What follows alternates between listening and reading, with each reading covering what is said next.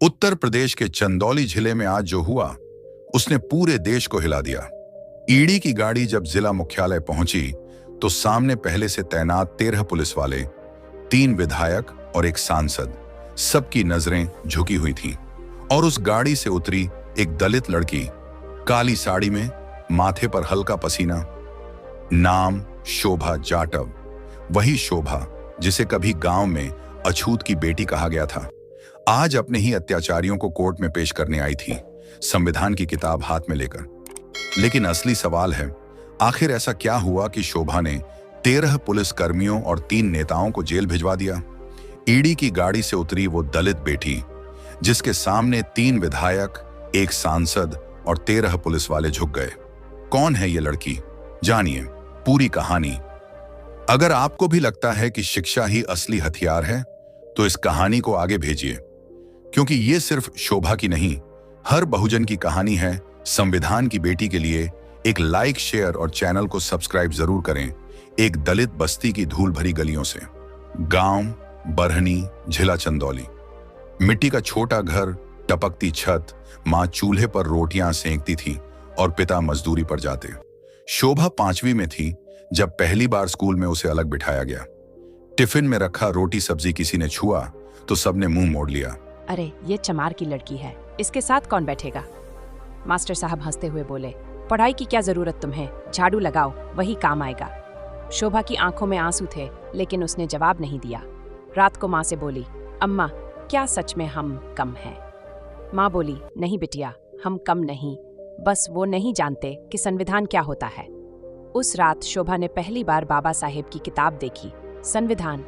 धीरे धीरे उसके अंदर आग जल उठी, ज्ञान की आग। शोभा ने मेहनत की, स्कूल की टॉपर बनी, कॉलेज में स्कॉलरशिप पाई, कई बार ताने मिले, सरकारी पैसे से पढ़ी है, नहीं तो कहाँ से आती।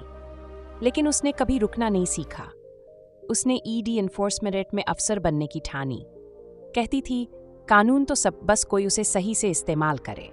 और जब वो ईडी में अधिकारी बनी तो वही लोग जो कभी उसे चमारन कहते थे, अब सड़क के किनारे खड़े होकर सलाम करते थे। एक केस आया, चंदौली के विकास निधि में 260 करोड़ का घोटाला। कागजों पर गरीबों के लिए बने घर, स्कूल, टॉयलेट, लेकिन जमीन पर कुछ नहीं। शोभा ने जांच शुरू की। फाइल खोली तो उसमें कुछ नाम थे, विधायक राघव मिश्र, सांसद सुरेंद्र पाठक और पुलिस अधीक्षक धर्मेंद्र यादव। जब शोभा जांच के लिए गांव पहुंची तो वही पुलिस उसे रोकने लगी। दरोगा बोला, मैडम ये सब ऊपर के लोग हैं, आपको नहीं समझना चाहिए। ऊपर वाला तो संविधान है, बाकी सब नीचे आते हैं। अगले दिन उसकी गाड़ी पर पत्थर फेंके गए, घर वालों को धमकियां मिली, शोभा को रोक लो वरना अंजाम बुरा होगा। माँ ने कहा, बिटिया तू छोड़ दे ये केस। शोभा बोली, अम्मा अगर आज मैं डर गई तो कल कोई और शोभा मर जाएगी। शोभा ने संविधान की कसम खाई और जांच आगे बढ़ाई। रातों को जागकर फाइलें पढ़ती, बैंक स्टेटमेंट्स चेक करती, आरटीआई फाइल करती। उसने गवाह बनाए, गांव के वही दलित मजदूर जिनके नाम पर फर्जी बिल बने थे। ड्रोन से ली गई जमीन की तस्वीरें कोर्ट में पेश की, व्हाट्सएप चैट्स और ऑडियो रिकॉर्डिंग सबूत की तरह सामने रखे। आप सबने गरीबों का हक मारा, अब संविधान आपको सजा देगा। शोभा जाटव, ईडी कोर्ट बयान में दिन था 6 जनवरी। ईडी की टीम सुबह सुबह पहुंची। गांव के लोग छतों पर चढ़कर देख रहे थे। गाड़ियों का काफिला रुका, सायरन गूंजा। पहले पकड़ा गया दरोगा धर्मेंद्र। अरे तू तो हमारी जात की है शोभा, हमें पकड़ रही है? शोभा बोली, जात नहीं, अपराध पकड़ा जा रहा है। फिर विधायक, सांसद, सबकी बेड़ियां बंधी। कैमरे के सामने शोभा बोली, आज जो जेल जा रहे हैं वो मेरे नहीं, गरीबों के पैसों के दुश्मन हैं। संविधान बोलता है, हर शोषण का जवाब कानून से दो। लोग तालियां बजाने लगे, पर शोभा मुस्कुरा नहीं सकी।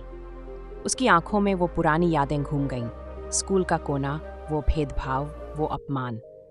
रिपोर्टर बोला, देश में पहली बार किसी दलित ईडी अफसर ने 3 पुलिसकर्मियों और 3 विधायकों, सांसदों को जेल भिजवाया।